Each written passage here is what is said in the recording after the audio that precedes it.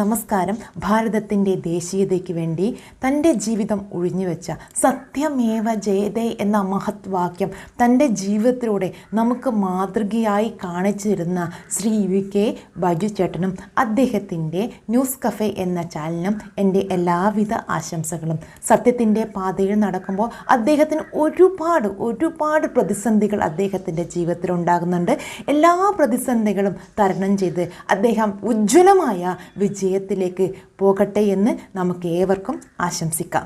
കേരളീയ സമൂഹത്തില് ഹൈന്ദവ ജനത അനുഭവിക്കുന്ന വേദനകളെ ശരിയായ രീതിയിൽ പഠിച്ചുകൊണ്ടും ശരിയായ രീതിയിൽ സമൂഹത്തിലേക്ക് എത്തിക്കാൻ ശ്രമിക്കുന്ന ന്യൂസ് കഫേ ന്യൂസ് ചാനലിന് 5 ലക്ഷത്തിൽ പരം സബ്സ്ക്രൈബേഴ്സ് ആയി എന്നറിഞ്ഞതിൽ എനിക്ക് വളരെയധികം സന്തോഷമുണ്ട്.